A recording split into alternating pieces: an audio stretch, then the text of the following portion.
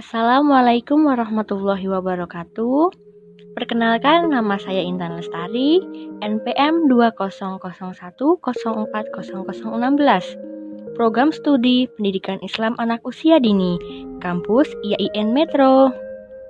Dalam video ini, untuk memenuhi tugas akhir semester, saya akan mempresentasikan materi tentang kesulitan belajar, mata kuliah Psikologi Pendidikan, dosen pengampu Ibu Anissa Herlidasari, MPD. Apa sih kesulitan belajar itu?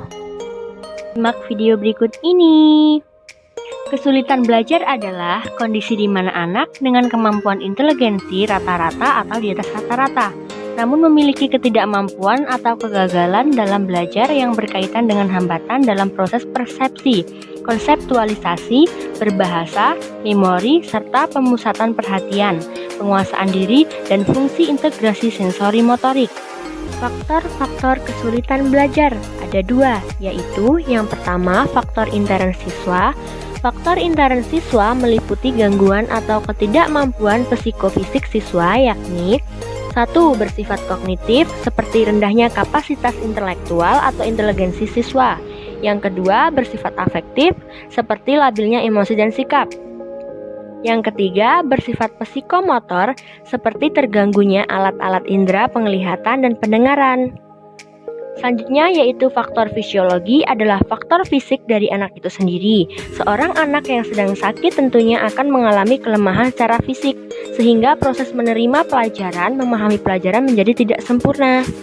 Selanjutnya, faktor psikologis adalah berbagai hal yang berkenaan dengan berbagai perilaku yang ada dibutuhkan dalam belajar. Bagaimana kita ketahui bahwa belajar tentunya memerlukan sebuah kesiapan, ketenangan, rasa aman.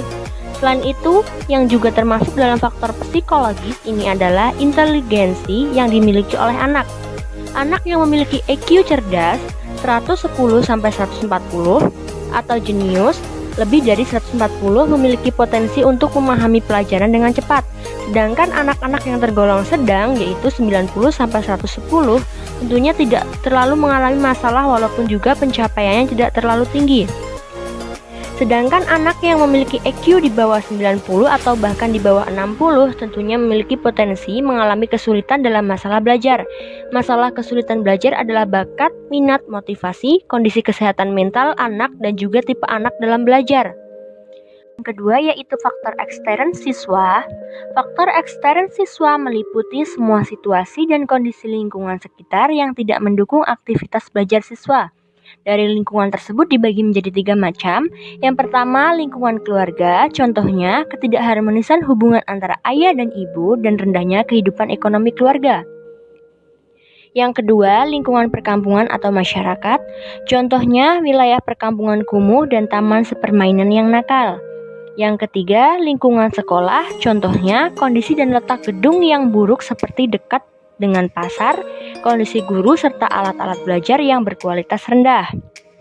Adapun faktor sosial, yaitu seperti cara mendidik anak oleh orang tua mereka di rumah. Anak-anak yang tidak mendapatkan perhatian yang cukup tentunya akan berbeda dengan anak-anak yang cukup mendapatkan perhatian atau anak yang terlalu diberikan perhatian. Selain itu juga bagaimana hubungan orang tua dengan anak, apakah harmonis atau jarang bertemu atau bahkan terpisah. Hal ini tentunya juga memberikan pengaruh terhadap belajar anak.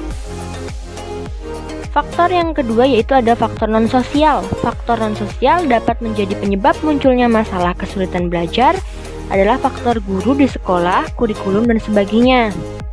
Menurut para ahli, juga ditemukan beberapa masalah kesulitan belajar. Faktor penyebabnya yaitu keturunan, otak, pemikiran gizi, lingkungan, dan biokimia atau pengaruh penggunaan obat. Jenis kesulitan belajar siswa, yang pertama ada learning disorder atau kekacauan belajar adalah keadaan dalam di mana proses belajar seseorang terganggu karena timbulnya respon yang bertentangan.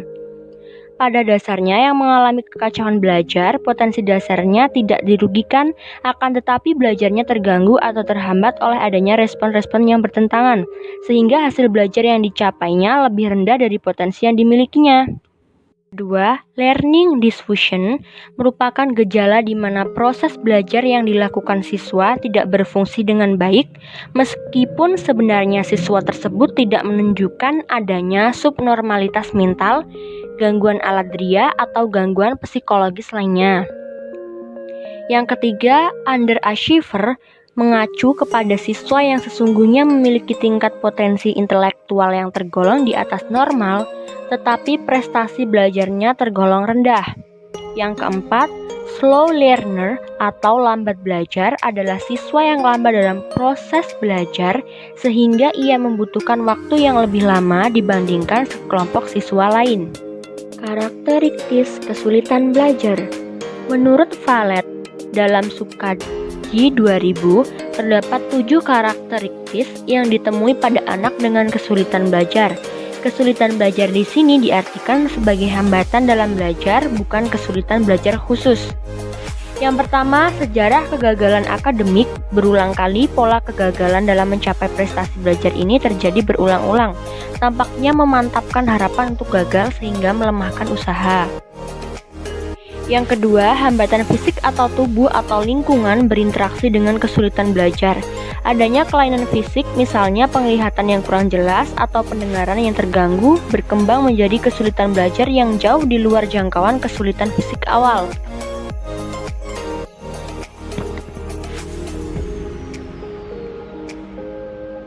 Tiga, kelainan motivasional, kegagalan berulang.